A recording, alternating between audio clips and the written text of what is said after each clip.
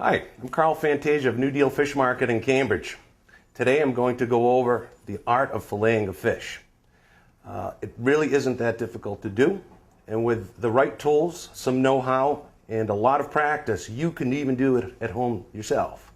What we're going to talk about is also the fact that when filleting a fish, most fish are going to be the type that I'm going to show you in terms of what we call bone structure. There are some fish which won't share the same bone structure and require a slightly different method to fillet, for example, a flounder or a sole or any general flatfish. So why don't we get started? We first want to have the right tools in order to accomplish this task. And how to do it, we'd need, first of all, a good fillet knife. Of course, a steel to make sure your fillet knife is sharp. And finally, for those of you that like to keep the skin on your fish, we need to remove these scales. And the way to do it is using a fish scaler. This is a common fish scaler which can be found online at some fish stores or seafood specialty supply houses, and it works very well. So why don't we get started? Let me first just show you that here is a local black sea bass. It's a smaller fish relative in size to this Atlantic salmon over here. And the reason why we're showing this to you is because we want to demonstrate that the way we fillet either fish is going to be the same. And today I'm going to do the salmon. So let's begin by removing the scales on the salmon. Using our scaler here, we want to be able to remove the scales, and the scales kind of fit like armor. And what you want to do is you want to start from the tail towards the head, because the scales that way will come out like so. You will not be able to scale this way because, again, the scales are pointing in this direction. So you always want to go from tail to head. So I'll start by scaling it for you. It gets a little messy, and what I recommend for people that do it at home is to actually take this fish and put it in kind of a big clear plastic bag the size of a trash bag. Kind of put your left hand or elbow in it to hold it up and scrape the scales so that the scales don't get all over your kitchen and they go right into the bag. So I'll continue scaling this, and then we will get right into filleting it for you.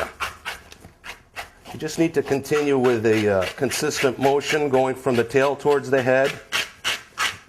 And on most fish, the scales come out pretty easily, as you see here with the salmon. It is a messy job, however, and it can make a big mess of your kitchen.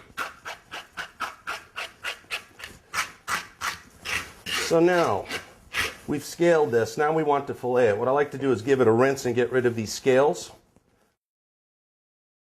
And now we're going to get into filleting it. But before we start, I just want to get into the fact that this fish already came gutted, so the innards have already been removed. It is not absolutely critical that your innards or guts be removed prior to filleting, but I just wanted to point that out. Certainly, if you're going to use the head and the bone for a soup or a stock, then it would be good to remove the innards. But right now we're going to start with filleting. How we fillet a fish is we generally start, we make the incisions or the cuts along the top of the fish. And once we've removed one side, we flip it over and do the other side, again, from the top of the fish. So we're starting with this side here, and we're going to go from the head to the tail. But what I like to do first is I like to make an incision over here through the flesh and then behind the head. We want to take advantage of as much of that flesh as possible, as it does go into the head there. So I make that initial incision. Now, again, with a sharp knife, we're going to cut down this line over here. Now, where you generally want to start is above this fin over here. This is the dorsal fin, so we want to make sure that when we make our incision that it's above the fin. Why? Because the dorsal fin is attached to the frame. So it's kind of a starting point that you know that when you make that incision, if you go just above it, you won't be cutting below the bone, which would be detrimental. So I'll start off by making the first incision. Again, sharp knife is always best. What we're doing is we're cutting through the skin and we're staying above the frame. You generally want to do long and fluid strokes. You don't want to chop at it like I did, but you want long and fluid strokes. And I was just trying to make a demonstration there for you. Now we want to make another stroke, and I can feel the bone right under the fish. That's what you want to look for, because if you're under the bone, then what's going to happen is you're going to be cutting into the other side, and you're going to really butcher this thing terribly.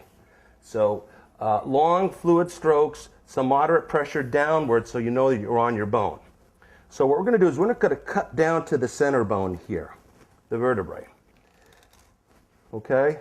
What I want to do now with my knife is get over that hump of that center bone there. And what I do is just angle the knife downwards, like so, with some moderate pressure, and get over that, like so.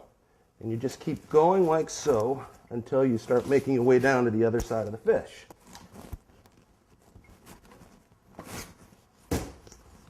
And there you have it. That's one side. Now what we're going to need to do is to flip it over on the other side. Like so. Same thing. Make that incision. Be careful not to cut your fingers. Always know where your fingers are relative to the knife. I'm going to go right behind the head. So this time we're going to go from the tail towards the head. And it's the same idea.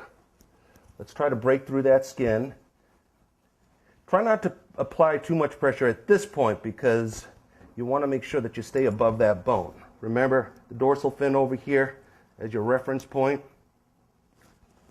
And again, long fluid strokes until you get to that center bone there that I was talking about earlier. Now I angle my knife a little bit like so to get over that and try to reduce the amount of waste and get as much of that fish as I can.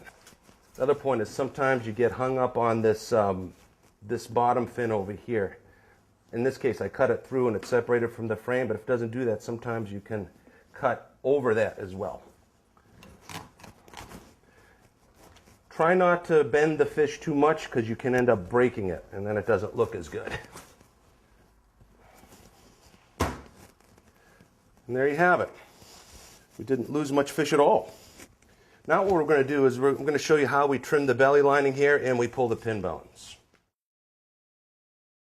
Some people want to make sure that they trim up their fish pretty good. For example, if there are some residual bones that are stuck here, in this particular case you have pin bones here, which we'll show you. And also during the filleting process, maybe if we cut a little too deep into the bone or the frame itself and we're left with these fins. So what you want to do is try to remove these. And essentially what you want to do is, again, using a sharp knife, is just try to carve those bones out with some light pressure and separating them, because of course that's where some bones are located, and some people get a little wigged out by bones when eating fish. So we start with that, and then the belly lining over here, it's just again with a sharp knife. Just want to continue carving this out. You may see some bones here. I call these rib bones. You want to get under those rib bones there. So how you do it is you just get under and kind of a light pressure to cut them out. Again, it's just a matter of carving. And what's going to end up happening is that doing this a few times, you'll get the gist of it. You'll understand the whole concept. So we just remove that part of the belly lining and there. So now what I want to do is remove the pin bones. And how we remove the pin bones is by using a tool here. One is either a pair of tweezers that has some teeth in it so I can grab on the bones pretty well, or a needle nose pliers. Whatever works for you is what you should use. Generally, these pin bones, go in at an angle. And what I like to do is pull them out according to the angle that they're in, so to speak. So that would reduce the amount of flesh being torn apart. So you just run your finger from this part of the fillet, which is where the head was, all the way down to the tail. You're going to notice that these things catch your finger, and it's about sometimes half to 2/3 of the way down. And those are the bones that you want to address. You can see most of them too. They kind of stick up. And what I do with a pair of tweezers is I just grab a hold of that bone and I just, again, pull it out in the angle that it was in, so to speak. So I'm just going to continue doing that. We're going to go down the whole row. In this particular fish, They're spaced out at about 1/4 inch. So just be careful to get all of them. With some fish, pin bones are easy to remove with tweezers. Others, they're very difficult. So sometimes you actually have to physically cut them out of the fish. It would require just making an incision on either side, cut through the fish and through the skin. So we'll just continue removing these bones like so. This is now a fillet that has been trimmed up and pin bones removed. Now, as you see, the skin is still on this. Given that it has been scaled, some people prefer for this fish to be cooked with the skin on. However, if you want the skin removed, I can show you how to do it. Essentially what we're going to do is we're going to remove the skin using a knife, and we're going to go between the skin and the flesh. And so how I do this is I put my finger on the little end of the tail here. I will cut down to just about where I think the skin is. Then I'm going to flip the knife around, and I am going to start cutting this way. Now, after I've started it, I can now grab the skin and kind of pull on it while I'm pushing the knife down. Sometimes you want to make some movements like so to really get through it. However, why am I pulling the skin? To maintain some tension here so that the skin stays taut and the fish comes right off it. So let me show you how that's done. And I'm holding the knife flat. You get about halfway, pull it in a little bit, flip the fish over, and that's the skin. Perfect.